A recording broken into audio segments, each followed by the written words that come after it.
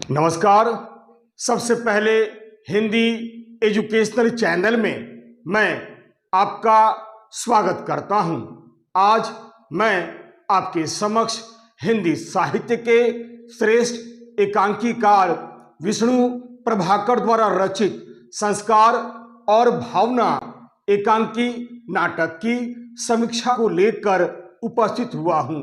आज मैं इस वीडियो के माध्यम से इस एकांकी नाटक की समीक्षा अत्यंत ही सरल भाषा में आपके सामने प्रस्तुत करता हूं। इसे आप ध्यान देकर सुनने की कोशिश कीजिएगा। विष्णु प्रभाकर द्वारा रचित संस्कार और भावना एकांकी नाटक की समीक्षा। सबसे पहले मैं एक छोटी सी भूमिका आपके सामने प्रस्तुत करता हूं। संस्कार और भावना विष्णु प्रभाकर द्वारा रचित एक श्रेष्ठ, सुंदर व सामाजिक यथार्थवादी एकांकी नाटक है। इस एकांकी नाटक में मानवतावादी स्वर मुखरित हुआ है। इस एकांकी नाटक की कथा एक मध्यवर्गीय परिवार की कथा है। नाटककार ने इस एकांकी नाटक के माध्यम से संस्कारों की पृष्ठभूमि और भावनाओं के आवेग को बड़े ही सुंदर ढंग से दिखलाने का प्रयास किया है, जिसमें जीत भावना की होती है। आइए अब हम इस एकांकी नाटक की समीक्षा निम्नलिखित तत्वों के आधार पर करने की कोशिश करते हैं। आप जानते ही हैं, किसी भी नाटक की समीक्षा हम निम्नलिखित तत्वों के माध्यम से कर सकते हैं। एकांकी नाटक के कुल कितने तत्व होते हैं, मैंने दूसरे वीडियो में इसे बतलाने का प्रयास किया है। आप इसे अच्छी तरह समझ सकते हैं। आइए अब मैं इस एकांकी नाटक की समीक्षा करता हूं। सबसे पहले कथा वस्तु। कथा वस्तु एकांकी नाटक का एक महत्वपूर्ण तत्व होता है। कथा वस्तु में हम नाटक का सार अति संक्षेप में बतलाने की कोशिश करते हैं। आइए सबसे पहले कथा वस्तु। संस्कार और भावना एकांकी नाटक की कथा वस्तु एक मध्यवर्गीय परिवार की कथा है। इस परिवार में कुल 5 सदस्य हैं, जिसमें माँ, बेटा और बहू है तथा एक नौकर भी है। एक मिसरानी भी है। माँ एक संक्रांति काल की हिंदू नारी है। वह एक आदर्श हिंदू नारी है तथा एक विधवा स्त्री है। वह जात पात, ऊंच नीच, छूत अछूत में बहुत विश्वास करती है। यही नहीं, माँ प्राचीन संस्कारों में भी बहुत अधिक विश्वास करती है, जिसके फलस्वरूप माँ ममतामयी होने पर भी थोड़ी सी निर्मम और कठोर हो गई है। उसके 2 पुत्र हैं, अविनाश और अतुल। अविनाश बड़ा है और अतुल छोटा। अविनाश एक बंगाली लड़की से प्रेम करता है और उस बंगाली लड़की से वह विवाह भी कर लेता है, पर माँ जाति पाति, ऊंच नीच और छुआछूत तथा रूढ़िवादी परंपराओं में अत्यधिक विश्वास करने के कारण विजातीय यानी दूसरे जात की लड़की को बहू के रूप में स्वीकार नहीं कर पाती है, जिसके फलस्वरूप अविनाश अपनी पत्नी के साथ अलग रहने लगता है और माँ केवल अपने छोटे बेटे अतुल और उसकी पत्नी उमा के साथ रहती है। पर बड़े बेटे का अलग रहना माँ को बिल्कुल अच्छा नहीं लगता है। हमेशा उसका हृदय कचोटता रहता है। माँ अपने बड़े बेटे अविनाश से बहुत नाराज है, क्योंकि वह नहीं चाहती थी कि उसका बड़ा बेटा किसी दूसरी जाति की लड़की से प्रेम करे और विवाह करे। परंतु अविनाश इस सोच का विरोधी है। वह जात पात, ऊंच नीच नहीं मानता है। अविनाश का प्रेम बिल्कुल सच्चा है, इसलिए किसी तरह का कलह न हो, इसलिए वह अपनी पत्नी के साथ अलग रहता है। अविनाश को एक बार हैजा हो जाता है। मां के इस व्यवहार से वह इतना दुखी हो जाता है कि वह हैजे की बीमारी की सूचना तक मां को नहीं देता है। अतुल, जो कि मां का छोटा बेटा है और अविनाश का छोटा भाई है, वह कभी कभी अपने भाई अविनाश से मिलने के लिए जाता है, लेकिन इसकी चर्चा वह अपने घर में किसी भी सदस्य के साथ नहीं करता है। कारण वह जानता है कि इससे कुछ होने वाला नहीं है। उमा, जो कि मां की छोटी बहू है, वह भी एक बार भाभी से मिलने के लिए उसके घर गई थी, परंतु वह भी इस बात की चर्चा घर में नहीं करती है। यानी वह भी यह बात अपनी सासू मां को नहीं बतलाती है और न ही अतुल को बतलाती है। एक दिन मिश्रानी ने मां को बतलाया कि उसका बड़ा बेटा अविनाश बहुत बीमार था, पर बड़ी बहू ने उसे जैसे तैसे करके बचा लिया। यह खबर सुनकर मां हैरान हो जाती है, परंतु जब उसे यह पता चलता है कि उसकी बड़ी बहू ने प्राण देकर अविनाश की सेवा की और उसकी जान बचा ली, तो मां के मन में अपनी बड़ी बहू यानी विजातीय बहू के प्रति आत्मीयता का भाव जाग उठता है। फिर कुछ दिन के बाद मां को मिश्रानी से यह पता चलता है कि अब अविनाश की पत्नी बीमार पड़ गई है। अब बड़ी बहू के बचने की कोई उम्मीद नहीं है। इस समाचार को सुनकर मां की अंतर आत्मा बेचैन हो जाती है। वह पुत्र से मिलने के लिए बेचैन हो जाती है, परंतु प्राचीन संस्कार मां को बेटे से मिलने के लिए इजाजत नहीं देता है। मां को इस बात का बड़ा दुख होता है कि उन्हें यह समाचार भी मिश्रानी से मिला है। मां को समझ में आ जाता है कि यदि बड़ी बहू को कुछ हो गया तो अविनाश भी अब नहीं बचेगा। अतः अब उन दोनों का जीवन मां के हाथ में है। अंत में मां सब कुछ भूलकर प्राचीन रूढ़िग्रस्त संस्कारों को तोड़कर अपने बड़े बेटे अविनाश और बड़ी बहू को देखने के लिए अपने छोटे बेटे अतुल और छोटी बहू उमा के साथ जाने के लिए तैयार हो जाती है। साथ ही साथ वह अपने बड़े बेटे और बहू को भी स्वीकार करने के लिए तैयार हो जाती है। इस एकांकी नाटक की कथा यहीं समाप्त हो जाती है। अतः कथा वस्तु की दृष्टि से संस्कार और भावना एक सफल एकांकी नाटक है। इसमें कथा का विस्तार न होकर अत्यंत लघु है। इस एकांकी नाटक की कथा वस्तु सुसंगठित, क्रमबद्ध और सुसंबद्ध है। एकांकी की कथा लघु होने पर भी इस एकांकी नाटक में उच्च कोटि के कथा वस्तु के सभी गुण दिखलाई पड़ते हैं। अतः कथा वस्तु की दृष्टि से यह एक सफल एकांकी नाटक है। आइए अब मैं दूसरे शीर्षक की व्याख्या करता हूं। हमारा दूसरा पॉइंट से है चरित्र चित्रण। चरित्र चित्रण भी एकांकी का एक महत्वपूर्ण तत्व होता है। चरित्र चित्रण की दृष्टि से संस्कार और भावना एक सफल एकांकी नाटक है। इस एकांकी नाटक में कई पात्र हैं।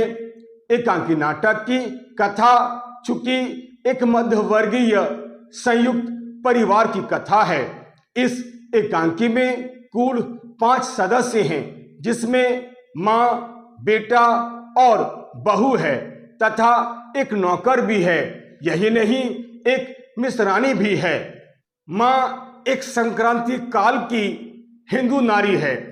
वह एक आदर्श हिंदू नारी है तथा एक विधवा वृद्धा स्त्री है। वह जात पात, ऊंच नीच और छुआछूत में बहुत अधिक विश्वास करती है।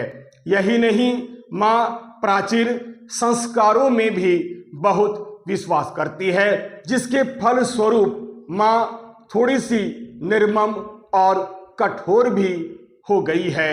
यही नहीं, माँ एक ममतामयी, कर्तव्यनिष्ठ, भावुक, धर्मनिष्ठ और एक पतिव्रता स्त्री है।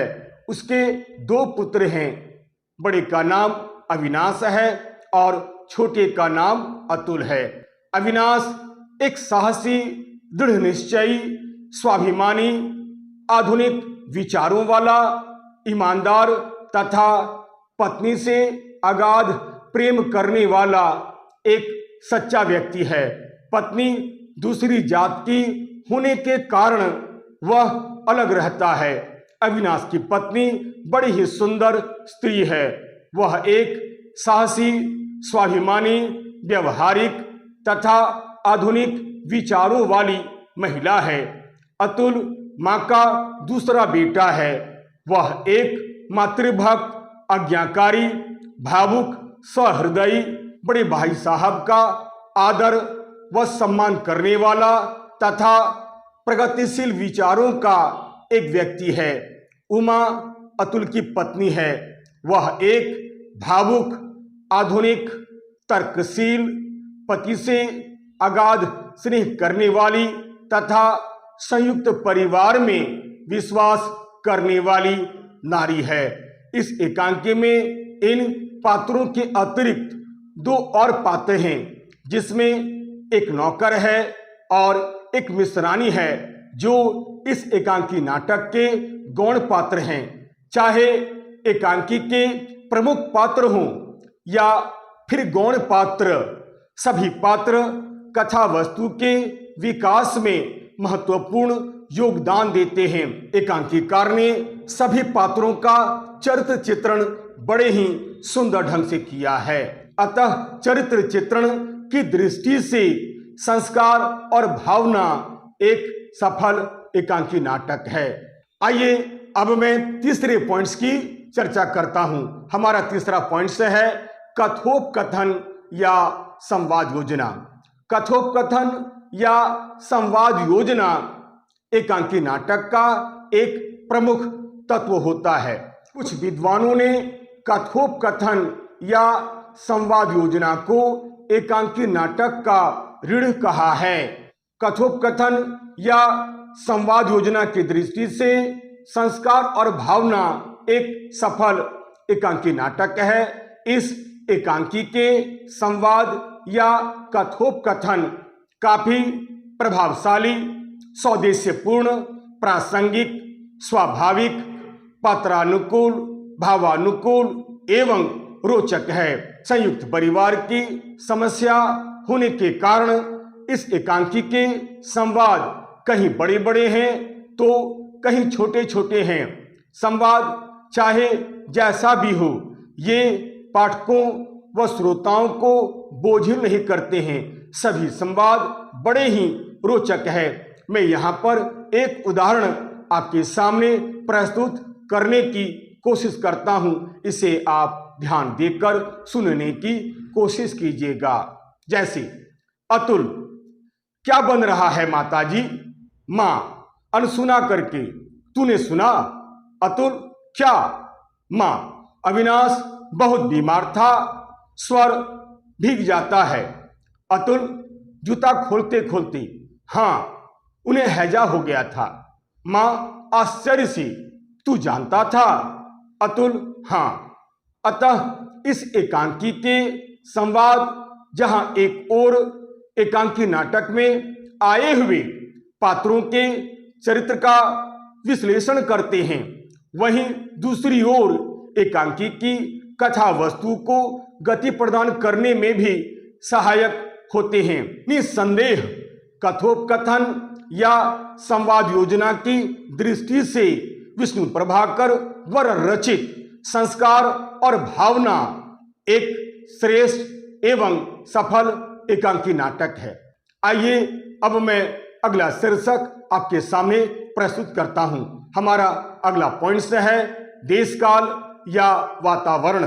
देश काल या वातावरण एकांकी नाटक का एक प्रमुख तत्व होता है जो नाटक को समसामयिक बनाता है।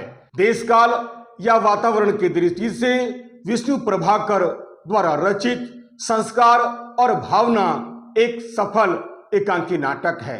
इस एकांकी नाटक की कथा एक मध्यवर्गीय परिवार की कथा है। इस परिवार में कुल 5 सदस्य हैं तथा एक नौकर भी है। यही नहीं, एक मिश्रानी भी है। संयुक्त परिवार समस्याओं की खान तथा बुराइयों की खान होता है। विशेषकर ऐसा परिवार जहां नई पीढ़ी और पुरानी पीढ़ी के लोग एक साथ रहते हैं। ऐसी स्थिति में पुराने रूढ़िग्रस्त संस्कार और आधुनिक प्रगतिशील विचारों में टकराव होना स्वाभाविक है। यह एकांकी आज के संयुक्त परिवार को एक महत्वपूर्ण संदेश देता है। अतः लेखक ने इस एकांकी में यह दिखलाया है कि कई बार हमारे प्राचीन संस्कार ही हमारी बेड़ियां बन जाते हैं। प्राचीन रूढ़िग्रस्त संस्कारों के दास बन जाने के कारण ही हम अपनी भावनाओं का हनन कर बैठते हैं। परंतु आज के समाज में व्यक्ति को सही जीवन व्यतीत करने के लिए पुराने संस्कारों से मुक्त होना अति आवश्यक है, अन्यथा हमारा जीवन कष्टों से भर जाता है। यही इस एकांकी नाटक का वातावरण है जिसमें एकांकीकार को पर्याप्त सफलता मिली है। आइए अब मैं अगला पॉइंट्स आपके सामने रखता हूं। हमारा अगला शीर्षक है संकलन त्रय और अभिनेता। संकलन त्रय और अभिनेता। संकलन त्रय और अभिनेता की दृष्टि से संस्कार और भावना एक सफल एकांकी नाटक है। इस नाटक में केवल एक ही दृश्य है तथा पात्रों की संख्या भी बहुत ही कम है, इसलिए इस नाटक को बहुत ही कम समय में रंगमंच पर उतारा जा सकता है। अतः एकांकीकार ने इस एकांकी में देश काल समय के संकलन के साथ साथ अभिनेता पर विशेष बल दिया है जिसमें उन्हें पर्याप्त सफलता मिली है। आइए हमारा अगला शीर्षक है भाषा शैली। भाषा शैली भी एकांकी नाटक का एक महत्वपूर्ण तत्व होता है। भाषा शैली की दृष्टि से भी संस्कार और भावना एक सुंदर, श्रेष्ठ एवं सफल एकांकी नाटक है। इस नाटक की भाषा सरल, सरस और सुबोध है। एकांकीकार ने सर्वत्र ही बोलचाल की भाषा का प्रयोग किया है। इस नाटक की भाषा में सरलता, सरसता, सहजता तथा स्वाभाविकता के गुण पाए जाते हैं।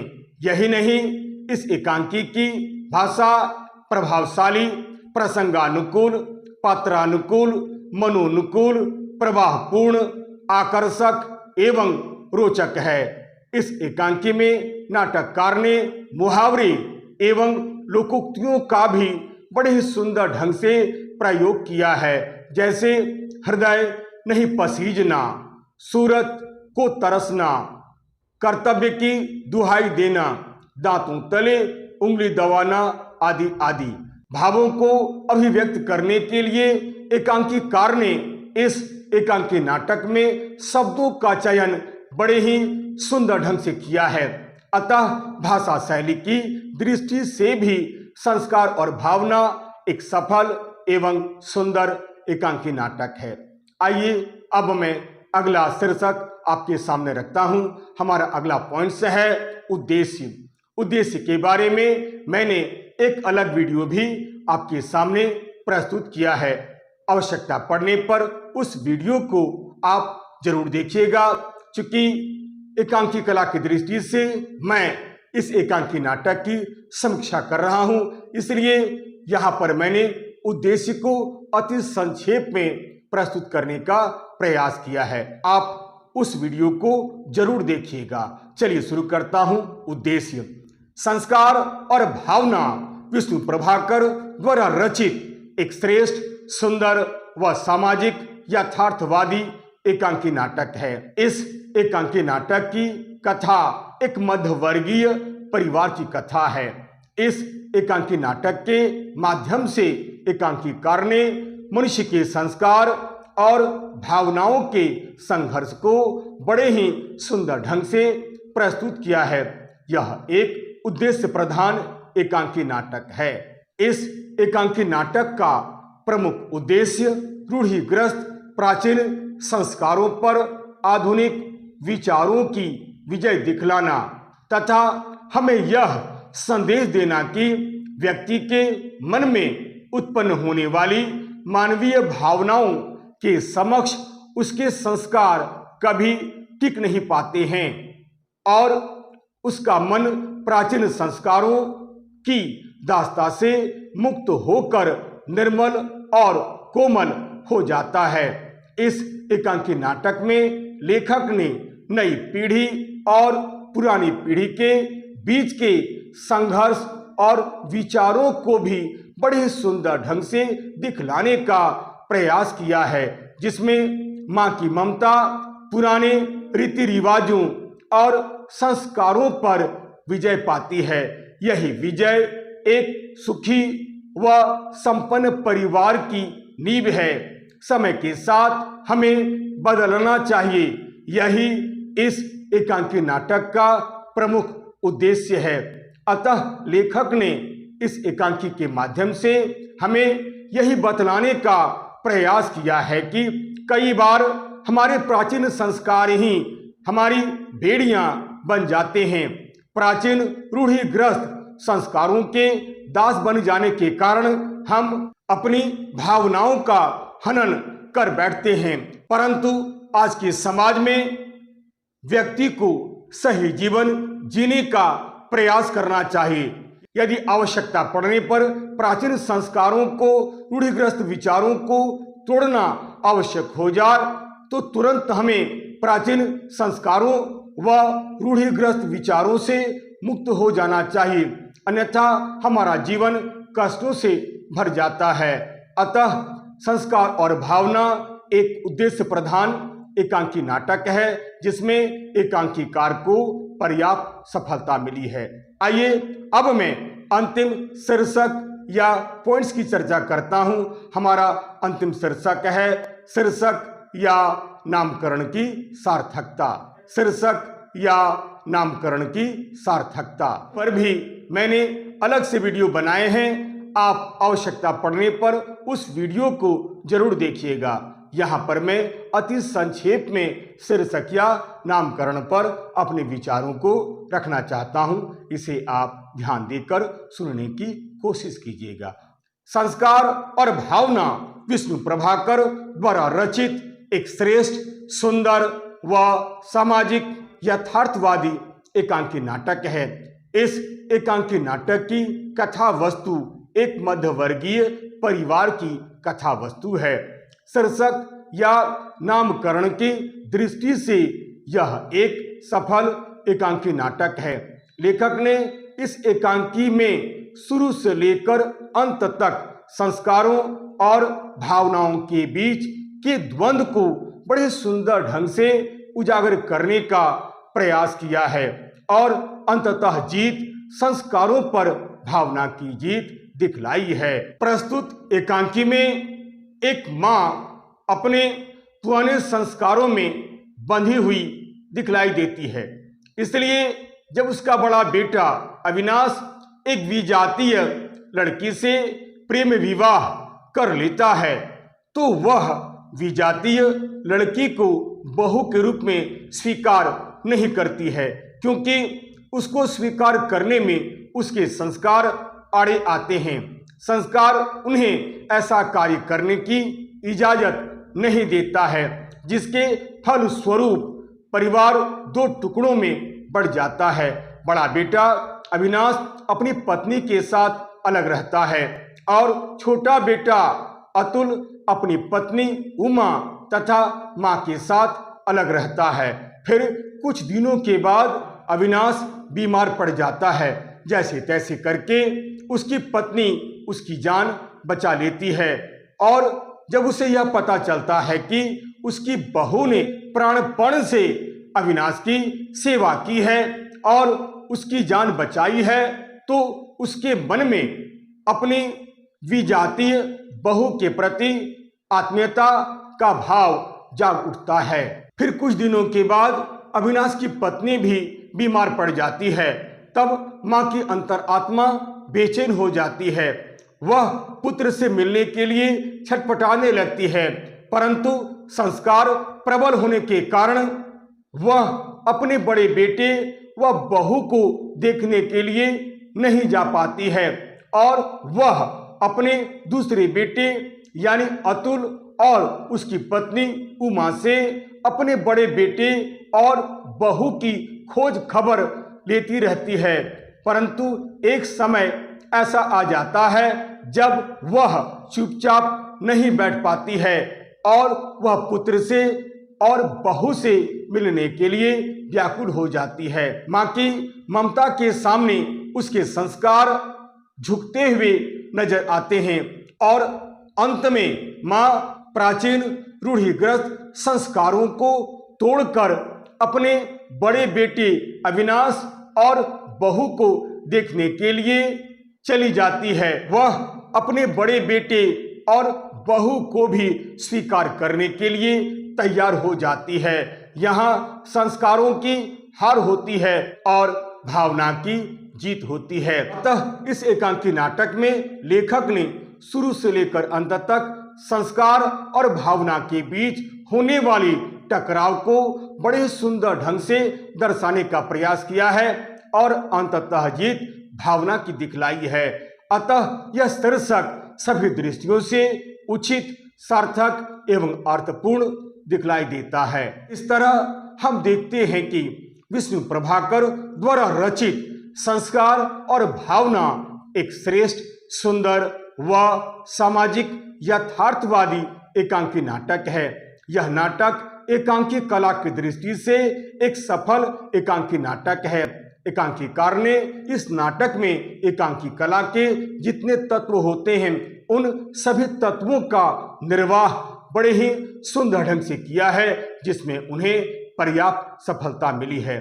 आशा करता हूं इस वीडियो को देखने के बाद आप इस एकांकी नाटक की समीक्षा को आसानी से कर पाएंगे, क्योंकि मैंने एकांकी नाटक के जितने तत्व होते हैं उन सभी तत्वों के आधार पर इस एकांकी नाटक की समीक्षा आपके सामने अत्यंत ही सरल भाषा में करने की कोशिश की है। यही नहीं, दूसरे एकांकी नाटक की समीक्षा भी आप आसानी से कर पाइएगा। यदि आपको यह वीडियो अच्छा लगता है, उपयोगी लगता है, सारगर्भित लगता है, तो आप इसे लाइक करें, शेयर करें और तो और सब्सक्राइब करना आप बिल्कुल नहीं भूलें। याद रखिएगा, मेरा यह चैनल, मेरा यह वीडियो एक एजुकेशनल वीडियो है, यह एक एजुकेशनल चैनल है। अतएव लाइक, शेयर और सब्सक्राइब करना आप बिल्कुल नहीं भूलें। तब तक के लिए नमस्कार, धन्यवाद।